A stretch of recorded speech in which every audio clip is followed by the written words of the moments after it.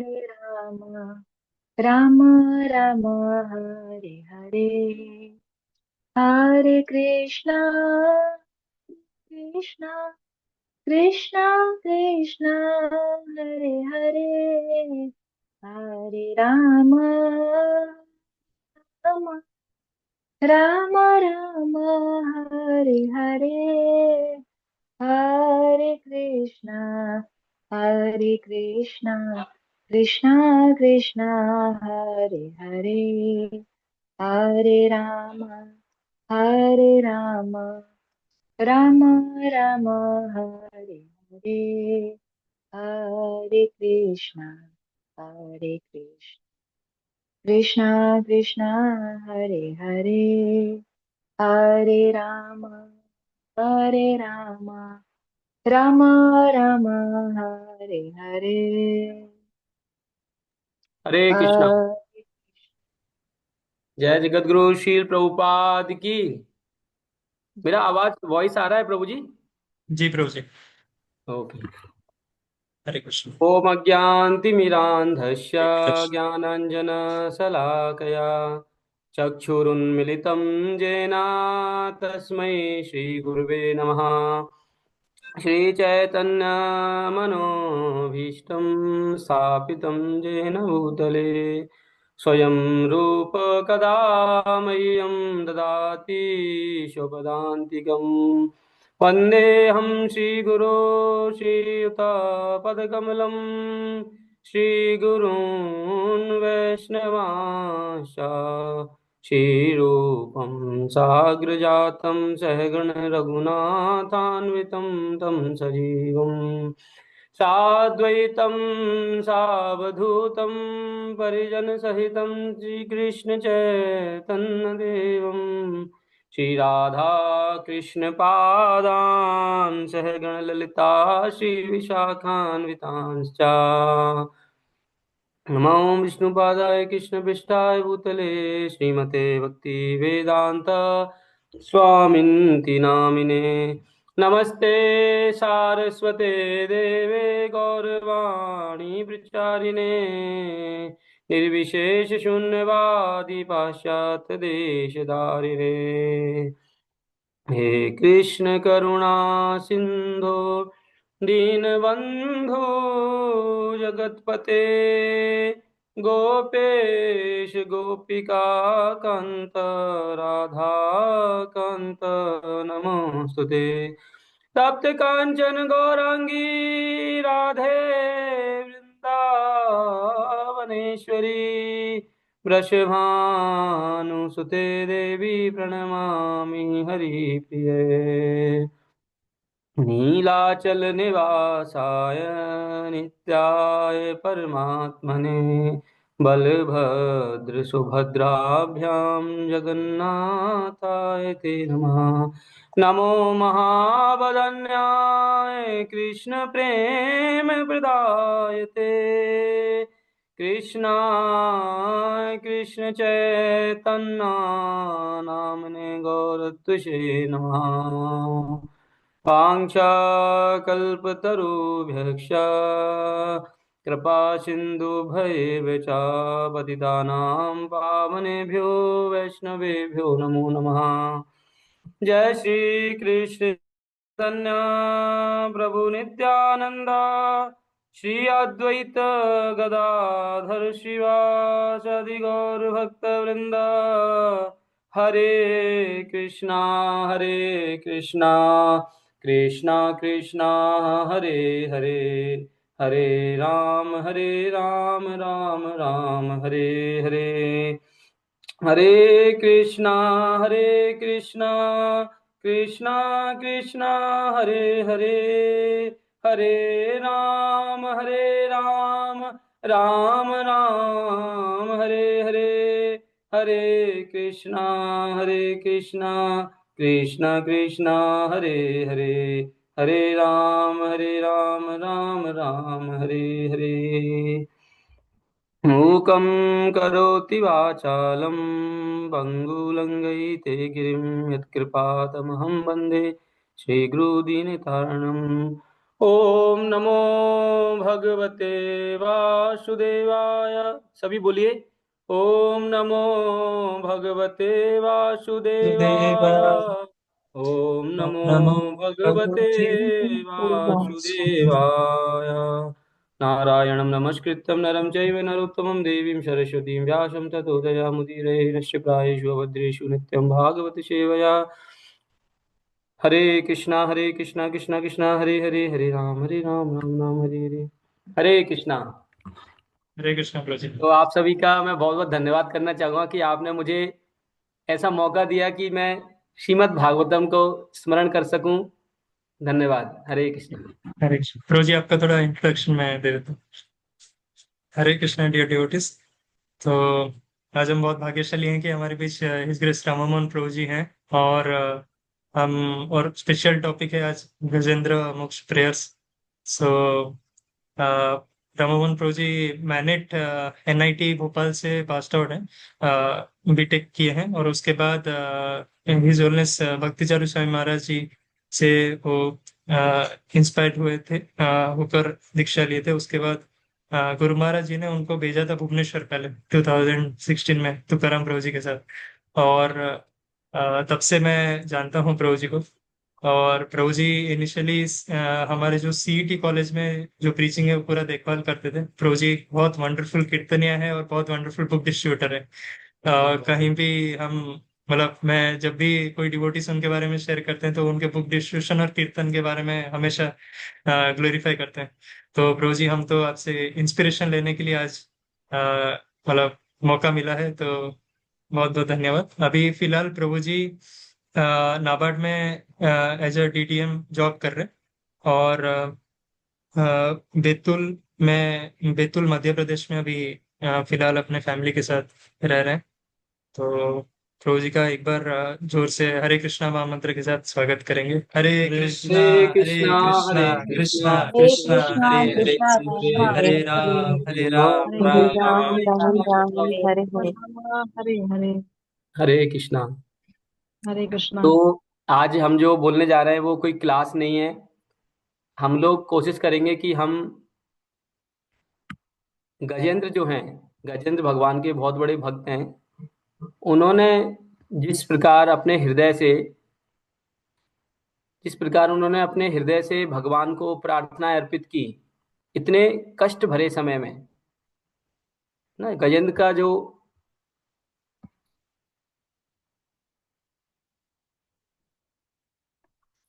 गजेंद्र का दर्शन कर सकते हैं आप।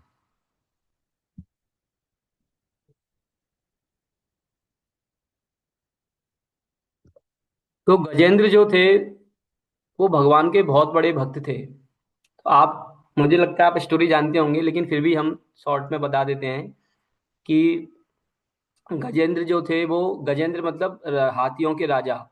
और वास्तव में ये जो कथा है ये श्रीमद् भागवतम, जो आप बोल सकते हैं कि सारे वेदों में या दुनिया की सभी पुस्तकों में जो सबसे बेस्ट बुक है।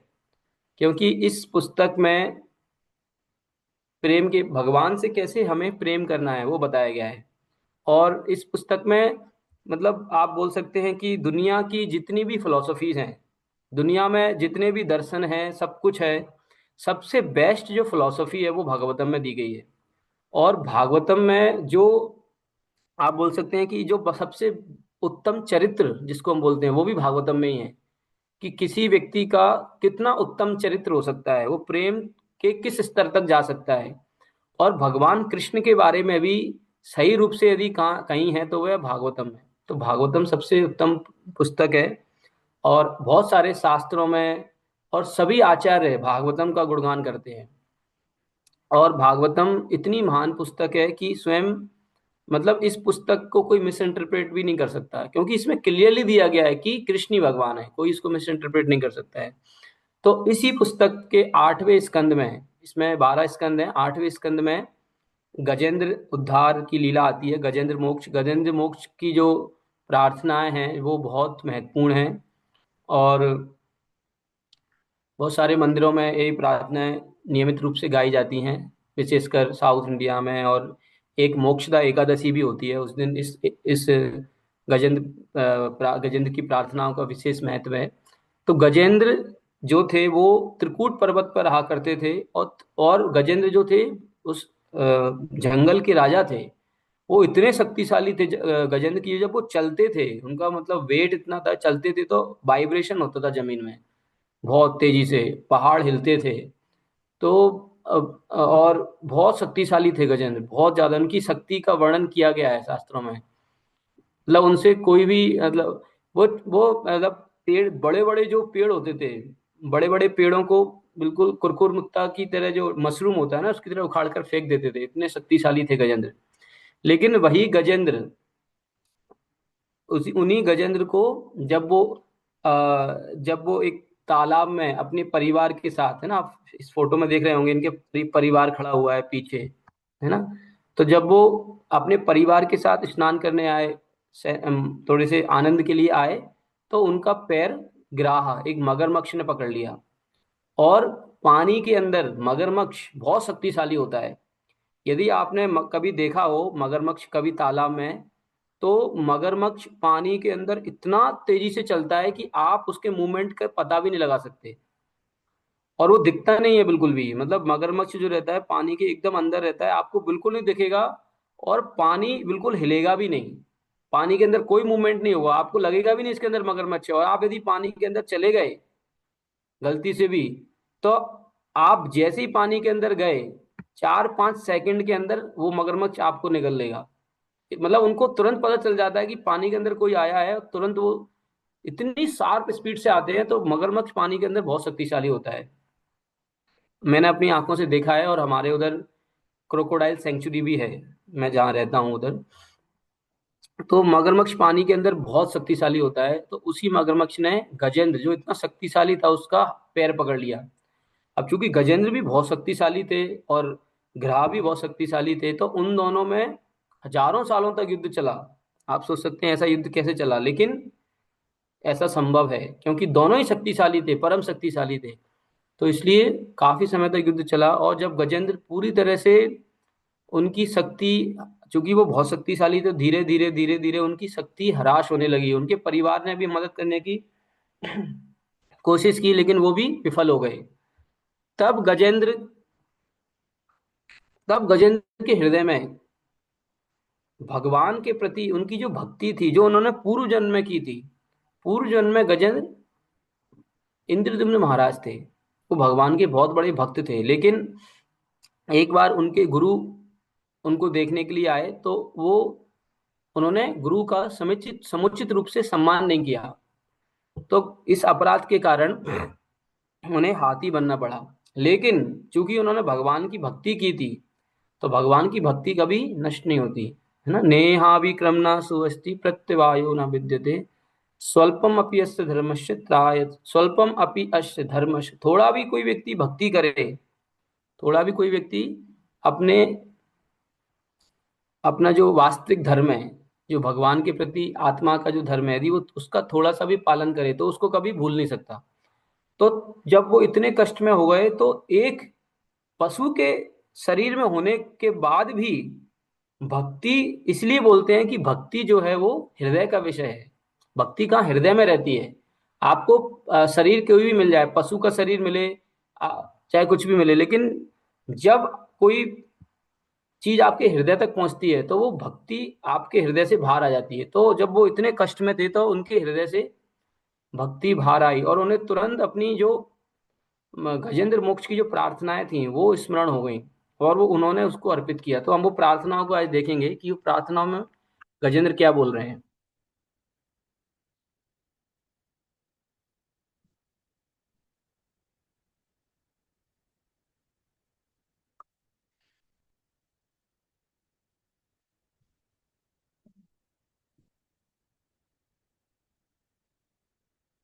ये सभी को विजिबल है। यस प्रभु।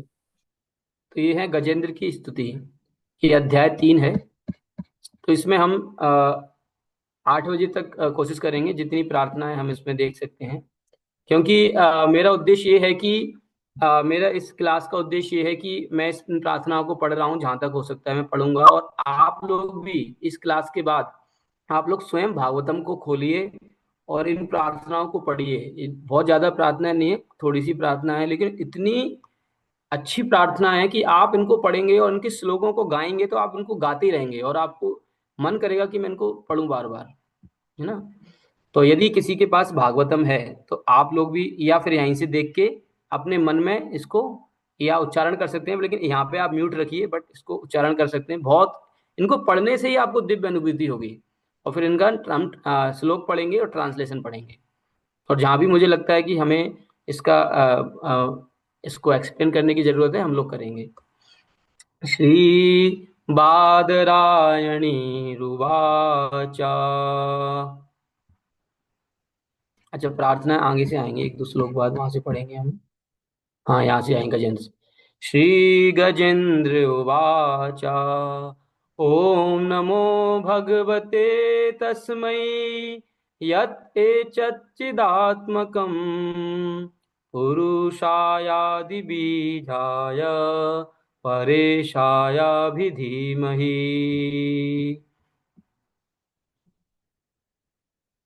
तो गजेंद्र बोलते हैं,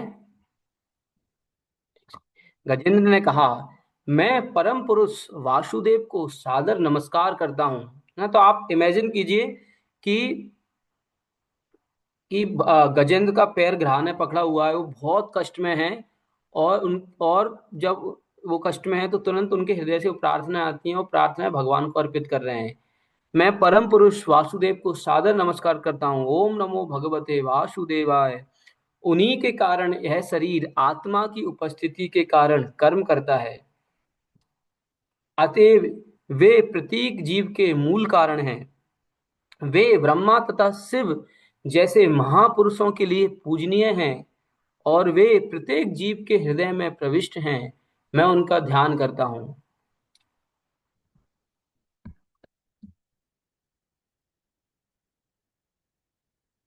यस्मिन् इदं यत् चेयश्चेदं हेनेदं यायेदं स्वयं यो अस्मात् परस्माच्च परस्तं प्रपद्ये स्वयं भुवम्। पहले श्लोक में क्या बता रहे हैं कि वो भगवान को प्रणाम कर रहे हैं, और क्या बता रहे हैं कि भगवान आप ही आत्मा के स्रोत हैं। भगवान से ही आत्मा आई है, आप ही आत्मा के स्रोत हैं और आत्मा के कारण ही हम क्या कर रहे हैं, कर्म कर रहे हैं। अर्थात वो बोल रहे हैं, मतलब पहले श्लोक में वो बोल रहे हैं कि भगवान आप ही हर चीज के स्रोत हैं, आपसे ही सब कुछ आता है। फिर बोल रहे हैं भगवान ही वह परम पद है जिस पर प्रत्येक वस्तु टिकी हुई है। वे वह अवयव हैं जिससे प्रत्येक वस्तु उत्पन्न हुई है, तथा वे वह पुरुष हैं जिसने सृष्टि की रचना की और जो इस विराट विश्व के एकमात्र कारण हैं। फिर भी वे कारण कार्य से पृथक हैं। मैं उन भगवान की शरण ग्रहण करता हूं जो सभी प्रकार से आत्मनिर्भर हैं, है ना।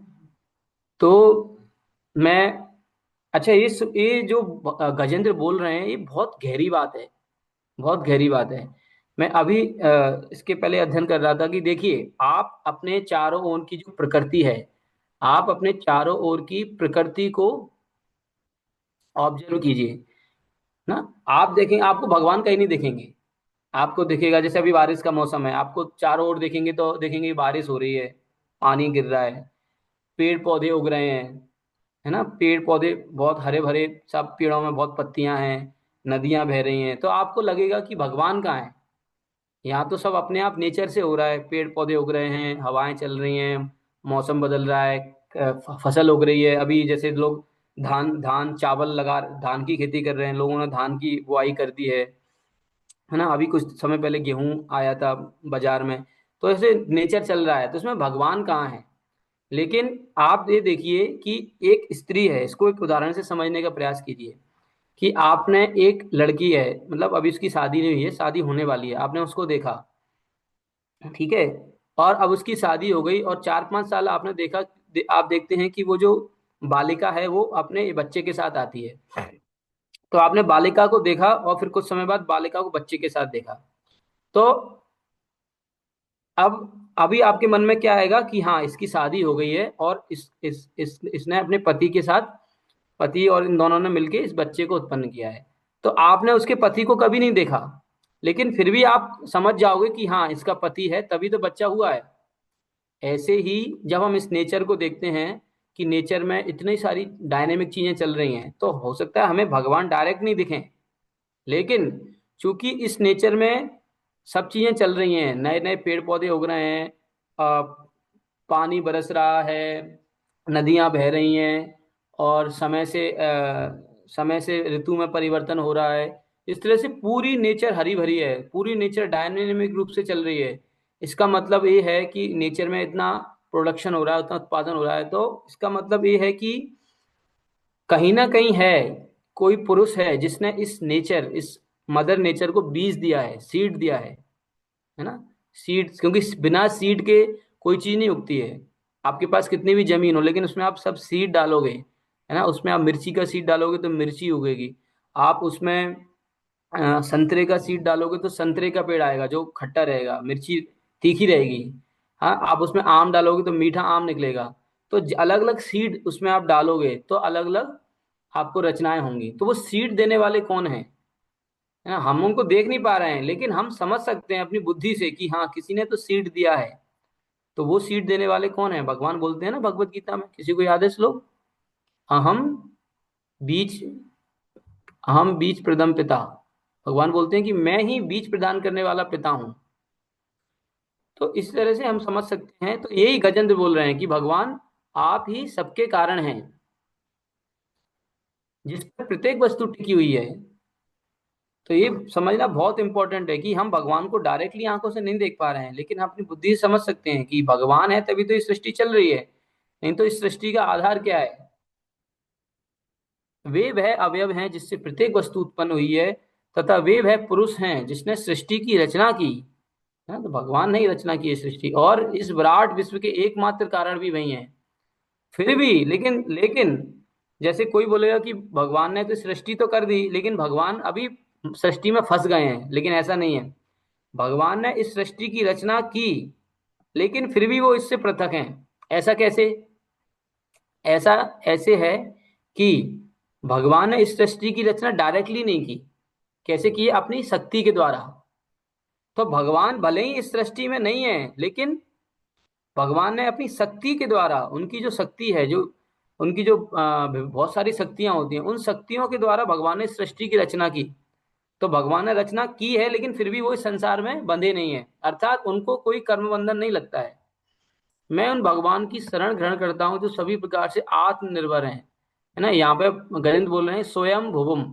स्वयं भुवम मतलब भगवान को किसी चीज की आवश्यकता नहीं है, वो सब कुछ खुद से ही कर सकते हैं, उन्हें किसी की आवश्यकता नहीं है। उन्हें उन्होंने बिना स्त्री के इस सृष्टि की रचना की है। कितना वंडरफुल है, आप देख सकते हैं, बिना स्त्री के कोई कैसे बच्चे पैदा कर सकता है, लेकिन भगवान ने ऐसा किया है। भगवान की नाभि से कमल उत्पन्न होते हैं, उससे ब्रह्मा जी आते हैं। यः स्वात्मनीदं निजमायार्पितं, क्वचित् विभातं क्वच तत्तिरोहितम्, अवेद्यद्रक्षाक्षुभयं तदीक्षते, स आत्ममूलो अवतु मां मता परात्परः। भगवान अपनी शक्ति के विस्तार द्वारा कभी इस दृश्य जगत को व्यक्त बनाते हैं, तो कभी इसे अव्यक्त बना देते हैं। वे सभी परिस्थितियों में परम कारण तथा परम कार्य, फल, प्रेक्षक तथा साक्षी दोनों हैं। इस प्रकार वे सभी वस्तुओं से परे हैं। ऐसे भगवान मेरी रक्षा करें। तो यहाँ पे गजेंद्र बोल रहे हैं कि क्या बोल रहे हैं? अवतु माम परात्परा। अवतु मतलब मेरी रक्षा करें। तो भगवान से भी वो प्रार्थना कर रहे हैं कि हे भगवान गजेंद्र, मेरी रक्षा कीजिए, है ना। भगवान बोल रहे हैं कि आप ही इस जगत को कभी तो व्यक्त बना देते हो, कभी अव्यक्त बना देते हो, है ना। व्यक्त अव्यक्त ऐसे कि जैसे अभी ये संसार क्या है? व्यक्त है। लेकिन जब इसकी प्रलय हो जाएगा, तो प्रलय हो जाएगा तो क्या होगा? अव्यक्त हो जाएगा। क्योंकि प्रलय में क्या होता है? जब प्रलय होता है तो जब ब्रह्मा जी की एक रात पूरी हो जाती है, तो ब्रह्मा जी की जब एक रात्रि पूरी होती है तो सारा ब्रह्मांड नष्ट हो जाता है और सारी आत्माएं महाविष्णु की नाभि में चली जाती हैं। तो ये संसार अव्यक्त हो जाता है। और फिर जब नई सृष्टि, जब ब्रह्मा जी का दिन होता है, तो फिर से सृष्टि होती है, तो ये संसार व्यक्त हो जाता है। तो भगवान कभी तो इस संसार को व्यक्त कर देते हैं, कभी अव्यक्त कर देते हैं, लेकिन सभी परिस्थितियों में वही परम कारण है और वही साक्षी भी हैं। साक्षी मतलब भगवान देख रहे हैं सारे संसार को।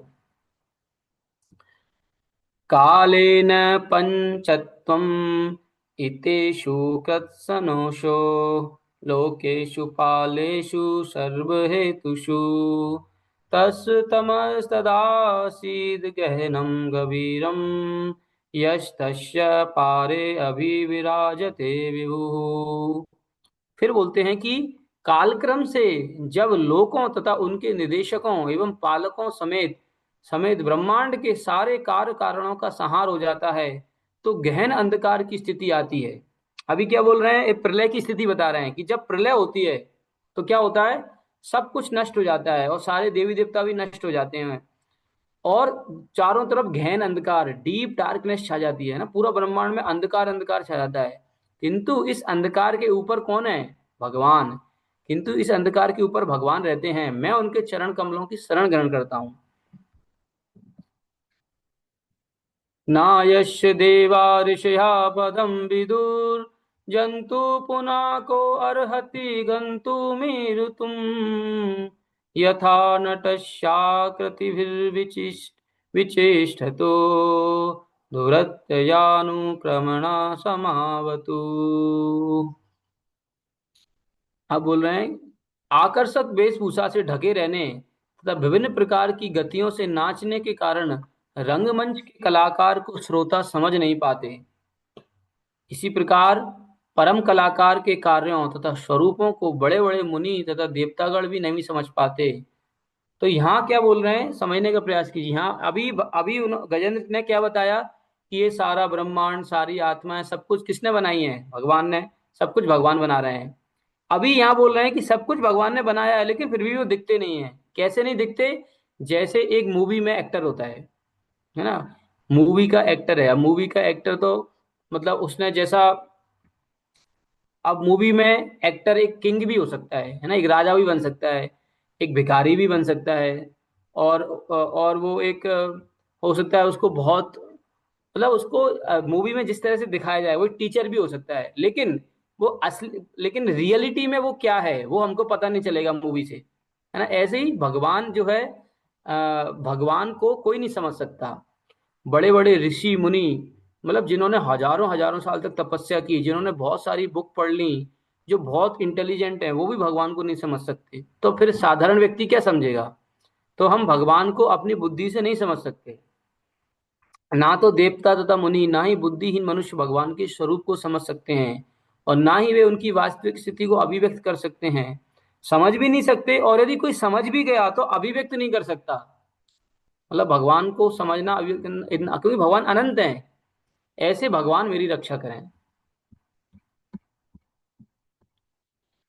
दिदृक्षवो यस्य पदं सुमंगलम विमुक्त संगा मुनया सुसाधवः चरन्त लोकव्रतमवृणम्बने भूतात्म भूता सुहृदा समे गति। जो सभी जीवों को समभाव से देखते हैं वे सबों के मित्रवत हैं, तथा जो जंगल में ब्रह्मचर्य, वानप्रस्थ और संन्यास व्रत का बिना त्रुटि के अभ्यास करते हैं, ऐसे विमुक्त तथा मुनिगण भगवान के कल्याणप्रद चरण कमलों का दर्शन पाने के इच्छुक रहते हैं। वही भगवान मेरे गंतव्य हों।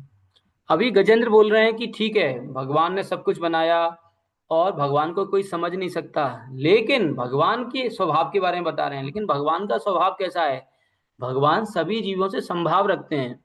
ऐसा नहीं है कि भगवान ये सोचते हो अरे ये तो ये मेरी पूजा कर रहा है या मेरा, भगवान किसी का फेवर नहीं करते हैं। भगवान किसी का फेवर नहीं करते हैं। भगवान सबसे प्रेम करते हैं, सबके, और सबके फ्रेंड हैं। भगवान सबके फ्रेंड हैं, सबसे प्रेम करते हैं। और बड़े बड़े ऋषि मुनि भी उनके चरण कमलों का दर्शन प्राप्त करना चाहते हैं। तो गजेंद्र बोल रहे हैं कि हे भगवान, हे नाथ, आप ही मेरे गंतव्य हों, है ना। सा में गति, आप ही मेरी गति हूं, मतलब मैं आपकी तरफ चलूं। तो ये भगवान का स्वभाव है। ना वेद्यते यस्य च जन्म कर्म वा, ना नाम रूपे गुण दोषे वा तथापि लोकाप्य संभवाय यः स्वमायया ताननुकालमृच्छति तस्मै नमः परेशाय ब्रह्मणेऽनन्तशक्तये अरूपायोरुरूपाय नमः आश्चर्यकर्मणे। अब भगवान के बारे में और अधिक वर्णन कर रहे हैं गजेंद्र कि भगवान का स्वभाव कैसा है ना। बोलते हैं कि भगवान भौतिक जन्म कार्य नाम रूप गुण या दोष से रहित हैं। मतलब कहते हैं कि हे भगवान, आपका जो जन्म है, आपका जो आपकी जो लीलाएं हैं, आपके जो कार्य हैं, आपका जो नाम है, आपका जो रूप है, आपके जो गुण हैं, और वो रूप है, वो क्या है, इस भौतिक जगत के गुण और दोषों से रहित है। मतलब उसमें भौतिक जगत का कंटेमिनेशन नहीं है ना। भगवान का जन्म कोई हमारे जैसा जन्म नहीं है। भगवान का जन्म कैसे हुआ था? भगवान का जन्म हुआ था जेल में, और जब भगवान जन्म हुए तो वो रोते नहीं है, वो मुस्कुराते हैं। और उनके वो क्या है, आभूषण पहने हुए हैं भगवान। हम कोई आभूषण पहन के जन्म नहीं लेते हैं, उनके बाल हैं, हमारे बाल नहीं होते हैं। और भगवान जब जन्म लेते हैं तो चतुर्भुज रूप में दर्शन देते हैं। तो भगवान और हम बराबर नहीं है। कई लोग मूर्ख लोग बोलते हैं कि अरे कृष्ण भी एक साधारण व्यक्ति थे, वो मूर्ख हैं। भगवान ऐसे नहीं है। गजेंद्र ऐसा बोल रहे हैं, ये गजेंद्र का रियलाइजेशन है। गजेंद्र बोल रहे हैं कि भगवान, आपके नाम रूप गुण लीला सब आध्यात्मिक हैं, अलौकिक हैं। यह भौतिक जगत जिस अभिप्राय से सृजित और विनष्ट होता रहता है, उसकी पूर्ति के लिए वे अपनी मूल अंतरंगा शक्ति द्वारा रामचंद्र या भगवान कृष्ण जैसे मानव रूप में आते हैं, है ना, भगवान प्रकट होते हैं। उनकी शक्ति महान है और वे विभिन्न रूपों में भौतिक कलमश से सर्वथा मुक्त होकर अद्भुत कर्म करते हैं। अतएव वे पर ब्रह्म हैं, मैं उन्हें नमस्कार करता हूँ। और भगवान के कर्म कैसे हैं? अद्भुत अद्भुत कर्मणा है, अद्भुत कर्म करते हैं वो। नम आत्म प्रदीपाय साक्षिणे परमात्मने नमो गिरां विदुराय मनस मनसश्चेतसामपि। मैं उन आत्म प्रकाशित परमात्मा को नमस्कार करता हूँ जो प्रत्येक हृदय में साक्षी स्वरूप स्थित हैं, वैष्टि जीवात्मा को प्रकाशित करते हैं और जिन तक मन वाणी या चेतना के प्रयासों द्वारा नहीं पहुंचा जा सकता। अब गजेंद्र बोल रहे हैं कि हे भगवान, आप सबके हृदय में विद्यमान हैं।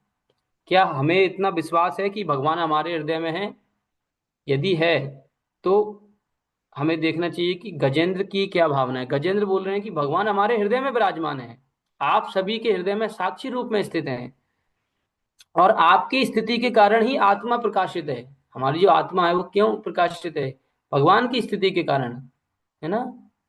और बोल रहे हैं कि मन वाणी या चेतना के द्वारा हम भगवान तक नहीं पहुंच सकते हैं। भगवान तक पहुंचने का एक ही तरीका है, भगवान की कृपा। हम अपने प्रयासों से तक नहीं पहुंच सकते। सत्वेन प्रतिलभ्याया नैष्कर्मेण विपश्चिता नमः कैवल्यनाथाय निर्वाण सुख संविदे।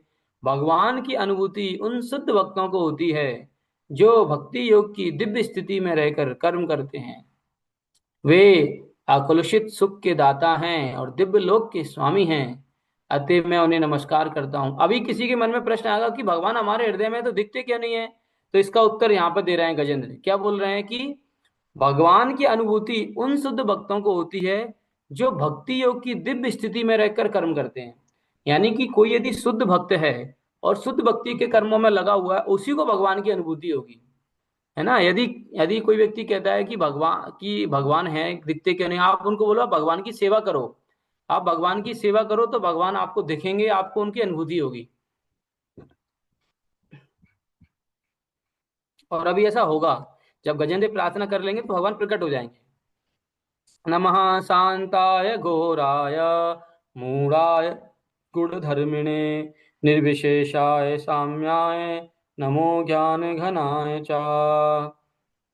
मैं सर्वव्यापी भगवान वासुदेव को, भगवान के भयानक रूप नृसिंह देव को, भगवान के पशु रूप वराहदेव को, निर्विशेषवाद का उपदेश देने वाले भगवान दत्तात्रेय को, भगवान बुद्ध को तथा अन्य सारे अवतारों को नमस्कार करता हूँ।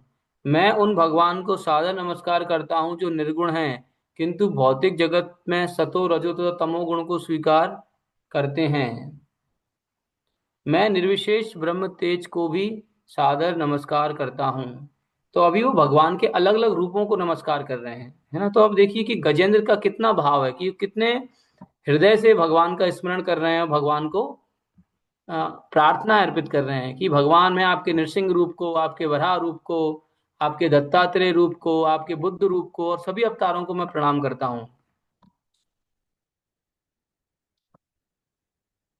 तो भगवान, यहाँ से एक और शिक्षा है कि भगवान ने बहुत तरह के अवतार लिए, लेकिन फिर भी वो इस संसार से बनते नहीं है, वो निर्गुण है। जैसे इस संसार में हमें जो शरीर मिलता है ना, हमें जो शरीर मिलता है वो क्यों मिलता है? तीन गुणों के कारण। हम जिस गुण में होते हैं उस गुण का शरीर हमको मिल जाता है।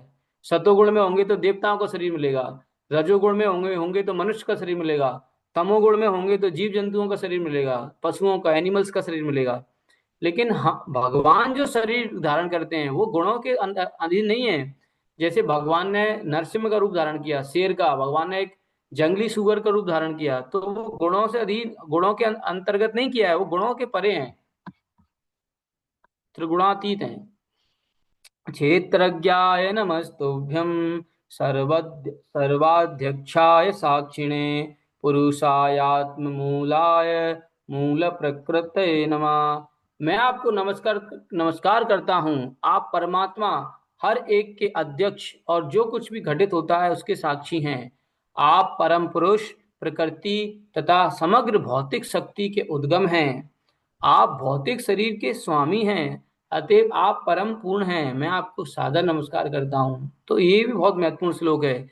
इसमें क्या बोल रहे हैं कि भगवान आप ही परमात्मा हैं और आप ही से ये प्रकृति आई है, और आप ही मेरे शरीर है, उसके स्वामी भी आप ही हैं। आप परम पूर्ण हैं। तो ये भगवान के बहुत विशेष गुण हैं। आप उनको ध्यान से सोचेंगे तो आपको लगेगा कि भगवान कितने महान हैं।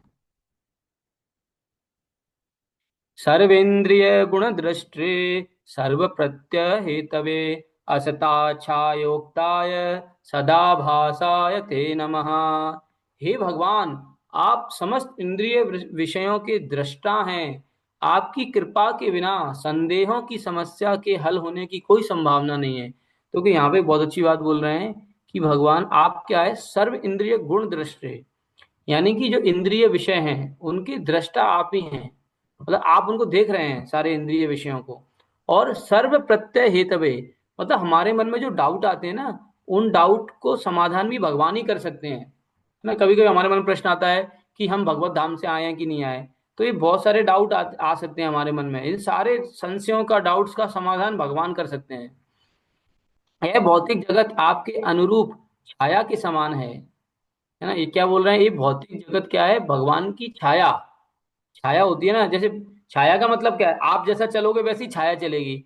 तो ऐसे ही भगवान छाया के समान, मतलब भगवान जैसा चाहते हैं वैसे ही संसार चलता है। निस्संदेह मनुष्य इस भौतिक जगत को सत्य मानता है, किंतु इससे आपके अस्तित्व की झलक मिलती है। नमो नमस्ते अखिल कारणाय निष्कारणायाद्भुत कारणाय सर्वागमनाय महाहर्णवाय नमो अपवर्गाय परायणाय। हे भगवान, आप समस्त कारणों के कारण हैं। समस्त कारणों के कारण का अर्थ क्या है? कि इस दुनिया में जो भी हो रहा है, अभी पानी बरस रहा है, हाँ, हमें सुख हो रहा है, दुख हो रहा है। इस संसार में जो भी शक्ति है, जो बुद्धि है, शक्ति है, जो धन संपत्ति है, सब कुछ के कारण कौन है? देवी देवताओं के कारण, सबके कारण भगवान है। किंतु आपका कोई कारण नहीं, लेकिन भगवान का कोई कारण नहीं है, ये भी याद रखना है। भगवान सबके कारण है, लेकिन कोई बोलेगा भगवान का कारण कौन है? भगवान का कोई कारण नहीं है, यही तो भगवान की परिभाषा है। अतएव आप हर वस्तु के अद्भुत कारण हैं। मैं आपको सादर नमस्कार अर्पित करता हूँ। आप पंचरात्र तथा वेदांत सूत्र जैसे शास्त्रों में निहित वैदिक ज्ञान के आश्रय हैं, जो आपके साक्षात स्वरूप हैं और परंपरा पद्धति के स्रोत हैं। चूंकि मोक्ष प्रदाता आप ही हैं, अतएव आप ही अध्यात्मवादियों के एकमात्र आश्रय हैं। मैं आपको सादर नमस्कार करता हूँ। तो गजेंद्र बोल रहे हैं कि भगवान आपके हाथ में है मोक्ष देना, तो आप मुझे भी मोक्ष प्रदान करिए। गुणारण छिन्न चिदुष्मपाय तच्छोभ विस्फूर्तिजितमानसाय नैष्कर्म भावेन विवर्जितागम स्वयं प्रकाशाय नमस्करोमि।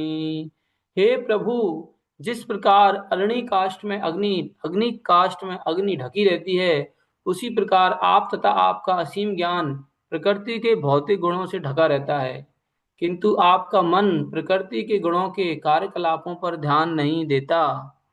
जो लोग आध्यात्मिक ज्ञान में बड़े चढ़े हैं, वे वैदिक वांग्मय में निर्देशित विधि विधानों के अधीन नहीं होते। चूंकि ऐसे उन्नत लोग दिव्य होते हैं, अतएव आप स्वयं उनके शुद्ध मनों में प्रकट होते हैं, इसलिए मैं आपको सादर नमस्कार करता हूँ। अब यहाँ पर गजेंद्र बहुत अच्छा एग्जाम्पल दे रहे हैं कि जैसे आपने देखा, आप रास्ते में जा रहे हैं, आपने देखा एक बहुत बड़ा पेड़ है, हरा भरा, एकदम हरा भरा, लेकिन क्या आपको ज्ञात है कि उसी हरे भरे पेड़ में अग्नि छुपी हुई है? वही हरा भरा पेड़ जब सूख जाएगा, आप उसमें थोड़ी सी चिंगारी लगाओगे तो वही चिंगारी अग्नि में परिवर्तित हो जाएगी। तो वो अग्नि कहाँ से आई? क्योंकि वो अग्नि उसी पेड़ में, अग्नि की जो एनर्जी है वो एनर्जी के रूप में उसी पेड़ में छुपी हुई है, लेकिन दिखती नहीं है। ऐसे ही इस संसार में भगवान हैं, लेकिन दिखते नहीं है। इसको हम ऐसे समझ सकते हैं कि हम बोलते हैं ना कि यदि कोई साइंस का स्टूडेंट हो तो बोलते हैं कि आप कोई भी चीज लीजिए तो वो किससे बनी हुई है, उसमें इलेक्ट्रॉन, प्रोटॉन, न्यूट्रॉन, एटम्स होते हैं। तो एटम्स में एनर्जी रहती है, एटम्स के अंदर जो इलेक्ट्रॉन रहता है ना, वो घूमता रहता है। तो वो कैसे घूमता है, उसके अंदर एनर्जी कहाँ से आई? हमारा हृदय है, हमारा हृदय जो धड़क रहा है वो कैसे धड़क रहा है, वो एनर्जी कहाँ से आई? वो एनर्जी भगवान से आती है। तो हम भगवान को देख नहीं सकते, लेकिन हम समझ सकते हैं कि ये दुनिया चल रही है। इसका मतलब जो ऊर्जा है, वो ऊर्जा का स्रोत क्या है? वो ऊर्जा का स्रोत है भगवान, है ना। क्योंकि हम लोग बोलते हैं, आपको सभी को पता होगा कि energy can not be created, can not be destroyed. बोलते हैं ना कि एनर्जी की जो ऊर्जा है ना, मास एंड एनर्जी, उसको ना तो आप बना सक कोई मास आप केवल कन्वर्ट कर सकते हो। आप मास एनर्जी को बना नहीं सकते, नष्ट नहीं कर सकते, है ना। आप केवल उसको कन्वर्ट कर सकते हो, है ना। जैसे मान लो उदाहरण के लिए, मेरे पास जैसे मेरा शरीर है, अब मैं शरीर को नष्ट कर सकता हूँ क्या? नहीं कर सकता। यदि मैं शरीर को जलाऊंगा तो क्या होगा, इस शरीर में जो धरती है वो धरती में चली जाएगी, जो अग्नि है वो अग्नि में मिल जाएगी, जो वायु है वो वायु में चली जाएगी, धरती, अग्नि, जल, जल जल में चला। तो इस शरीर में जितने भी अंग हैं, जो जहां से आए हैं वहां चले जाएंगे, लेकिन तो क्या होगा, एनर्जी कन्वर्ट हो गई, एनर्जी नष्ट नहीं हुई। तो अभी प्रश्न आएगा कि फिर ओरिजिनल एनर्जी कहाँ से आई? कि इस दुनिया में जैसे जैसे मोबाइल है, ठीक है, ये मोबाइल है ना। अभी ये मोबाइल जो है, ये मोबाइल को आप बोलोगे कि इस मोबाइल को ना तो आप बना सकते हो ना नष्ट कर सकते हो, तो ये मोबाइल आया कहाँ से? तो कहीं से तो आया होगा।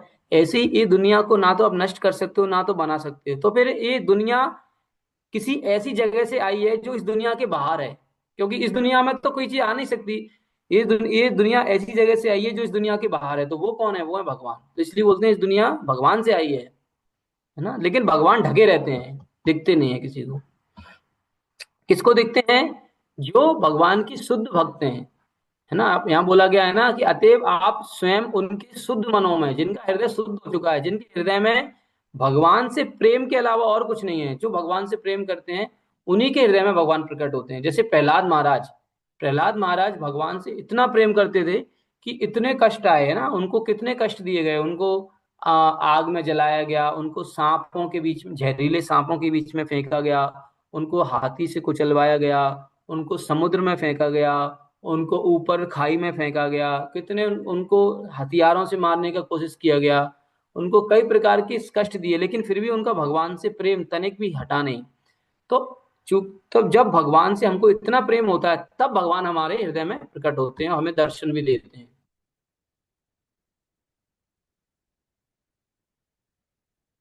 माद्रत प्रपन्न पशुपाश विमोक्षणाय मुक्ताय भूरि करुणाय नमो अललाय अलयाय स्वाम सेन सर्वतनु भ्रन मनसि प्रतीता प्रत्यग्दृशे भगवते बृहते नमस्ते। चूंकि मुझ जैसे पशु ने परम मुक्त आपकी शरण ग्रहण की है, अतएव आप निश्चय ही मुझे इस संकट में स्थिति से उबार लेंगे। अब गजेंद्र यहाँ क्या बोल रहे हैं कि मैं कौन, मैं एक पशु हूं, मैं पशु हूं और आप मुझे अवश्य शरण प्रदान करेंगे। क्यों? क्योंकि निस्संदेह अत्यंत दयालु होने के कारण आप निरंतर मेरा उद्धार करने का प्रयास करते हैं। तो ये है भगवान। भगवान क्या है? परम दयालु हैं। यहाँ बोला गया है ना, भूरी करुणाएं। भूरी करुणाएं मतलब भगवान परम दयालु हैं और भगवान हमेशा सोचते रहते हैं कि जीवों का उद्धार कैसे किया जाए, कैसे उन्हें इस संसार के कष्टों से मुक्त किया जाए, है ना। भूरी करुणा है। आप अपने परमात्मा रूप अंश से समस्त देहधारी जीवों के हृदय में स्थित हैं। भगवान है कि नहीं हमारे हृदय में? आप प्रत्यक्ष दिव्य ज्ञान के रूप में विख्यात हैं और आप असीम हैं, है ना। और भगवान क्या है? दिव्य ज्ञान के रूप में विख्यात है, मतलब भगवान ने ज्ञान दिया है। भगवत गीता का, ये भागवतम का ज्ञान कहाँ से आ रहा है? भगवान से आ रहा है।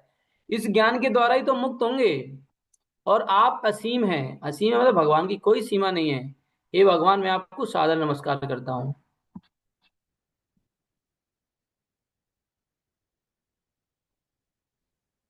आत्मात्मजाप्त ग्रह वित्त जनेषु सक्तै दुष्प्रापणाय गुण संग विवर्जिताय मुक्तात्म हृदय परिभाविताय ज्ञानात्मने भगवते नमः ईश्वराय। हे प्रभु, जो लोग भौतिक कलमश से पूर्णतः मुक्त हैं, वे अपने अंत स्थल में सदैव आपका ध्यान करते हैं। आप मुझ जैसों के लिए दुष्प्राप्त हैं, जो मनोरथ, घर, संबंधियों, मित्रों, धन, नौकरों तथा सहायकों के प्रति अत्यंत आसक्त रहते हैं। आप प्रकृति के गुणों से निष्कलुषित भगवान हैं।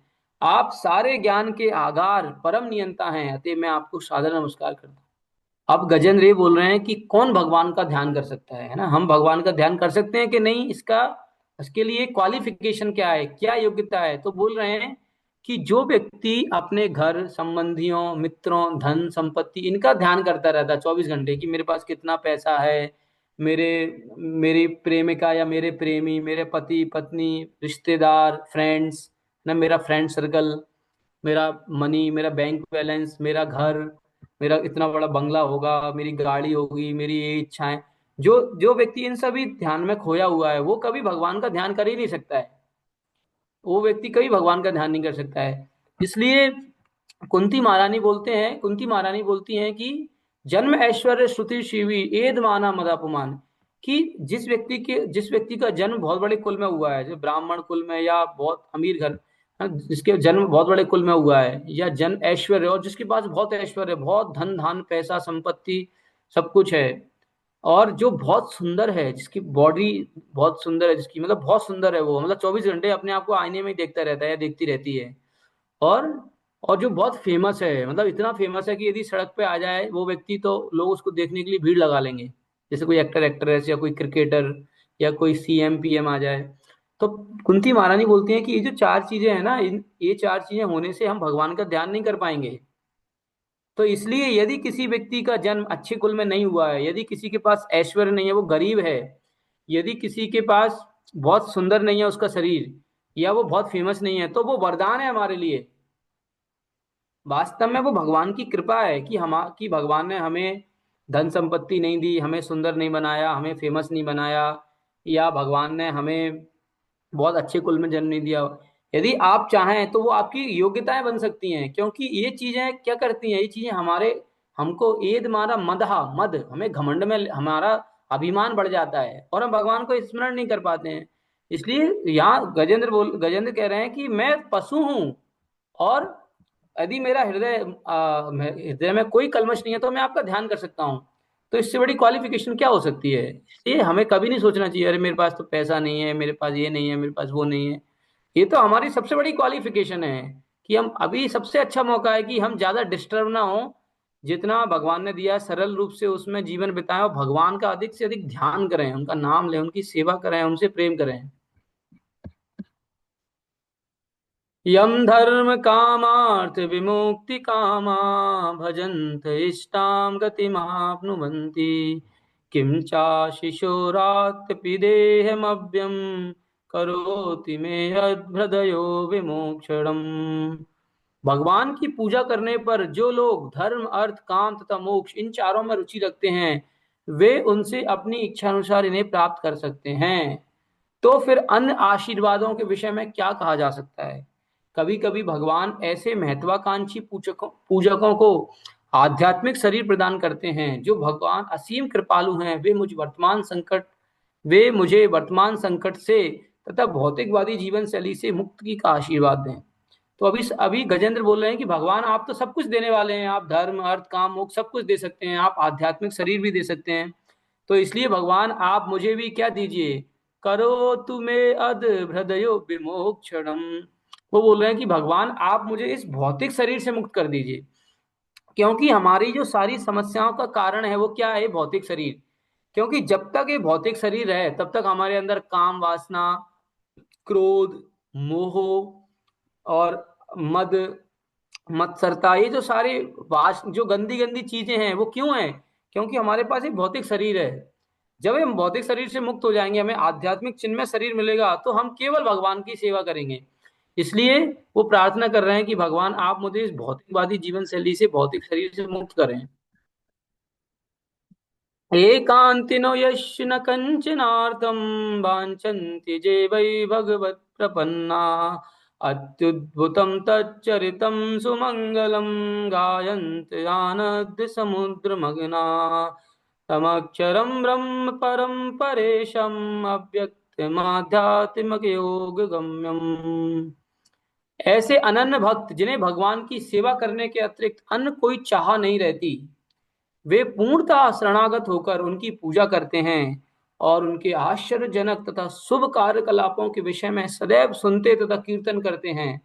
इस प्रकार वे सदैव दिव्य आनंद के सागर में मग्न रहते हैं। ऐसे भक्त भगवान से कोई वरदान नहीं मांगते, किंतु मैं तो संकट में हूं, अतः मैं उन भगवान की स्तुति करता हूं जो शाश्वत रूप से विद्यमान हैं, जो अदृश्य हैं, जो ब्रह्मा जैसे महापुरुषों के स्वामी हैं और जो केवल दिव्य भक्ति योग द्वारा ही प्राप्त हैं। अत्यंत सूक्ष्म होने के कारण वे मेरी इंद्रियों की पहुंच से तथा समस्त बाह्य अनुभूति से परे हैं। वे असीम हैं, वे आदि कारण हैं और सभी तरह से पूर्ण हैं। मैं उनको नमस्कार करता हूँ।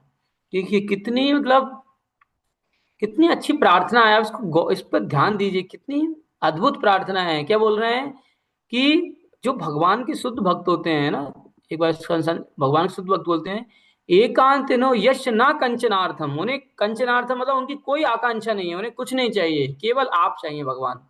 वांछन्ति जे वही भगवत प्रपन्ना, जो भगवान प्रपन्ना मतलब भगवान की जो शरण ले चुके हैं, उनकी हृदय में कोई इच्छा नहीं है। तो उनके हृदय में कोई इच्छा नहीं है तो वो कहते क्या हैं? वो है अत्युद्भुतम तच्चरितम सुमंगलम।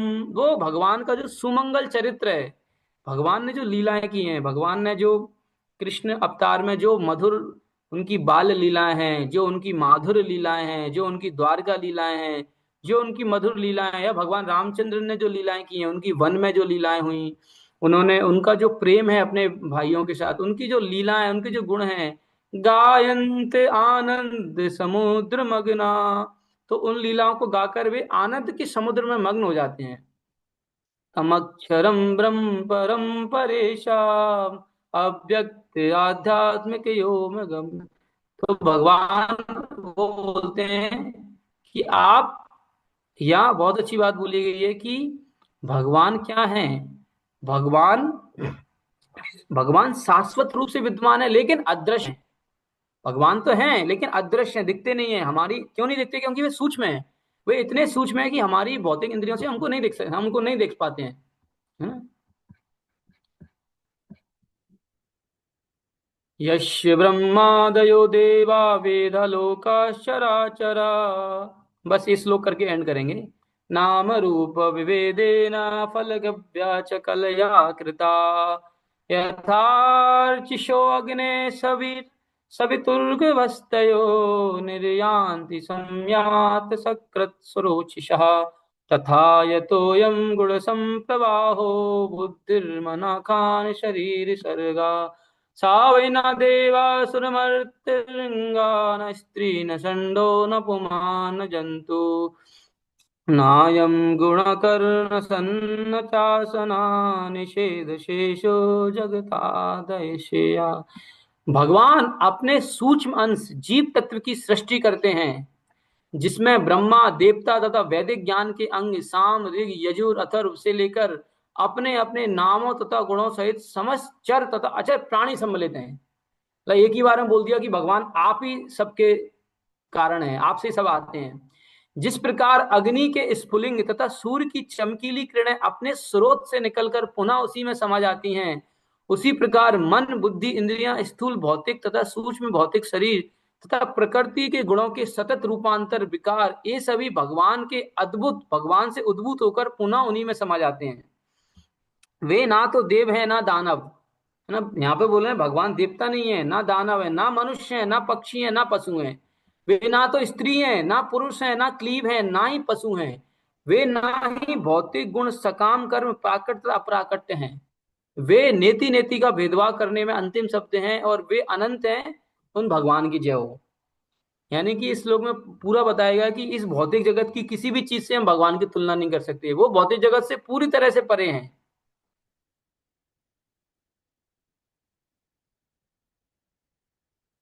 हरे कृष्णा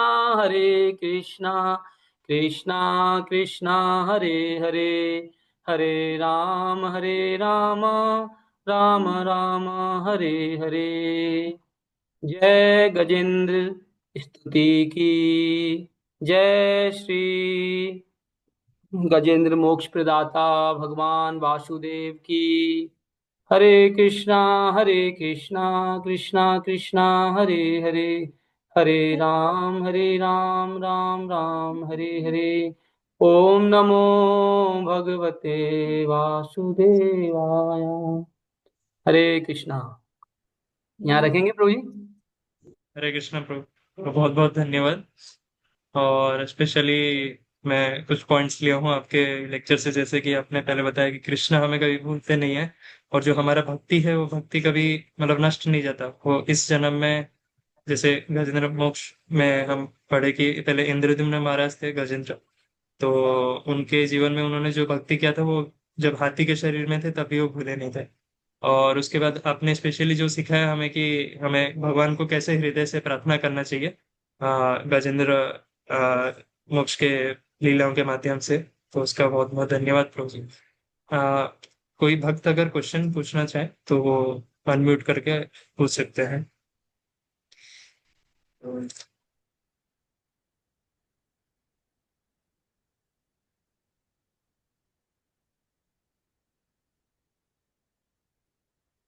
तो आप लोग इन प्रार्थनाओं को पढ़ते रहिए।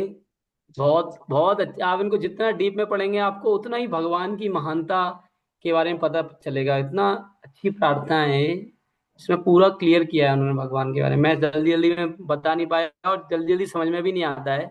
आप इनको ध्यान से पढ़िएगा। ठीक है, प्रश्न नहीं है तो जी रख सकते हैं। जी प्रभु जी।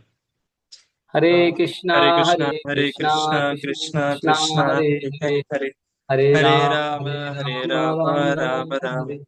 जगत जगत गुरु गुरु शिल श्री प्रभुपाद प्रभुपाद की की जय। जय। जय एस एस हरे रामा मोहन प्रभु की जय। जय। बहुत बहुत धन्यवाद प्रभु जी। हरे कृष्ण। हरे कृष्ण। हरे कृष्ण।